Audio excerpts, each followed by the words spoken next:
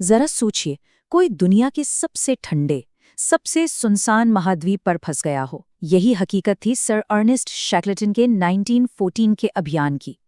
जिसे एक महान खोज की यात्रा होना था, वो इतिहास की सबसे हैरत अंगेज, सबसे अविश्वसनीय सर्वाइवल कहानियों में से एक बन गई।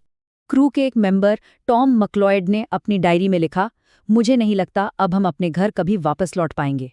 ये शब्द हमें सीधे उस पल में ले जाते हैं जब उम्मीद लगभग टूट चुकी थी और हर एक दिन जिंदा रहना ही अपने आप में एक जीत थी।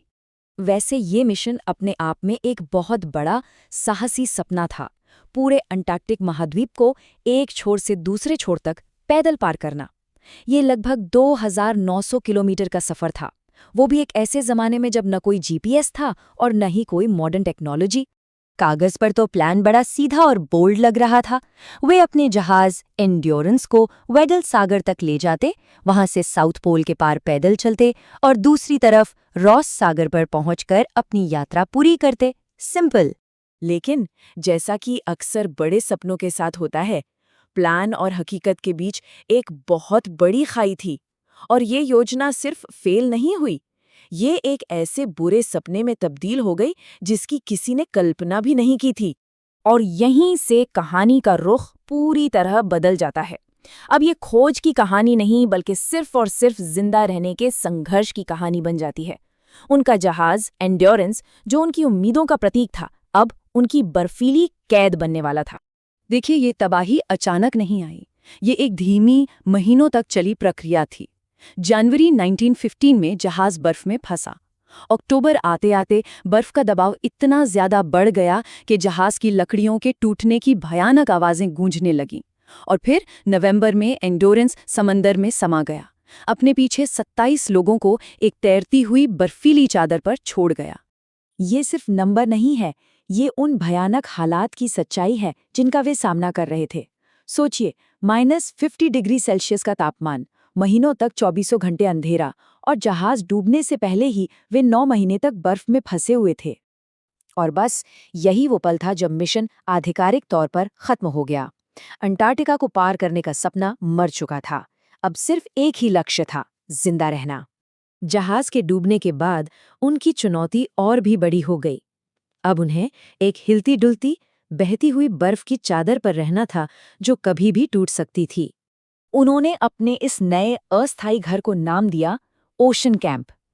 ये नाम ही उनकी खतरनाक हालत को बयां करता है। वो एक कैंप में तो थे, लेकिन जमीन पर नहीं, बल्कि एक अनजान समंदर के ऊपर तैरती बर्फ पर। ऐसे संकट में ही असली लीडरशिप की पहचान होती है।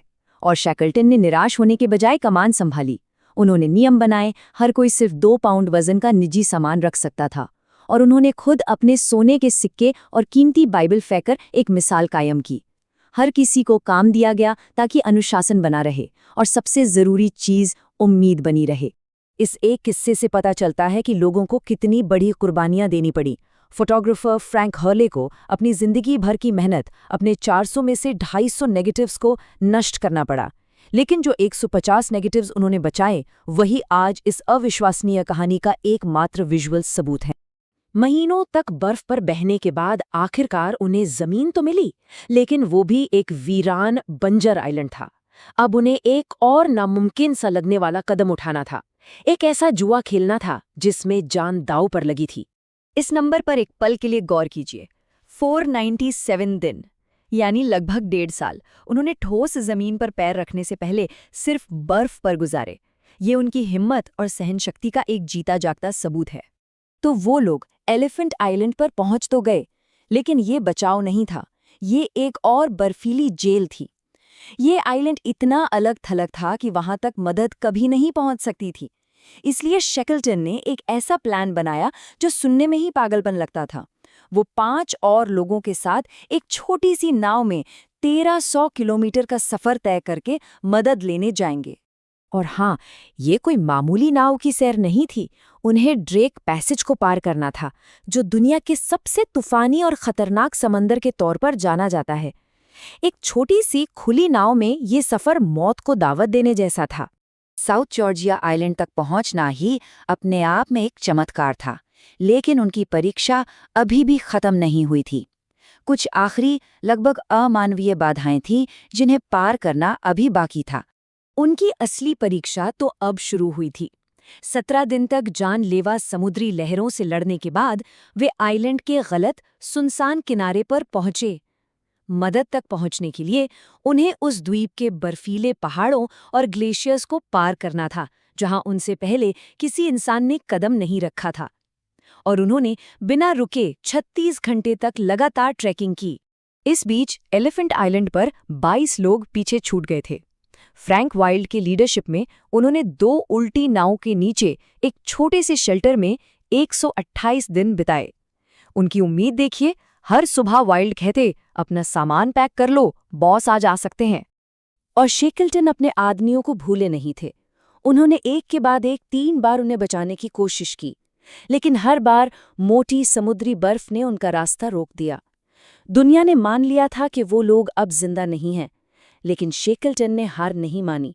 अपनी चौथी और आखिरी कोशिश में 3 महीने की नाकामयाबी के बाद वे आखिरकार बर्फ को तोड़कर अपने लोगों तक पहुंच ही गए। तो इस कहानी का अंत क्या हुआ? मूल मिशन तो बुरी तरह नाकाम रहा था, लेकिन इस कहानी की विरासत कुछ और ही बनी। इसने सफलता की परिभाषा को ही हमेशा के लिए बदल दिया। इस सफर की शुरुआत 27 लोगों से हुई थी। इनमें एक ऐसा शख्स भी था जो जहाज पर छिप कर आया था। शैकल्टन ने उसे मजाक में चेतावनी दी थी, अगर खाना कम पड़ा तो सबसे पहले तुम्हें खाया जाएगा। ये मुश्किल में भी हौसला बनाए रखने का उनका तरीका था। और ये इस कहानी का सबसे चमत्कारी हिस्सा है। लगभग 2 साल की असहनीय तकलीफों, भुखमरी और नाउम्मीदी के बाद एक भी जान नहीं गई।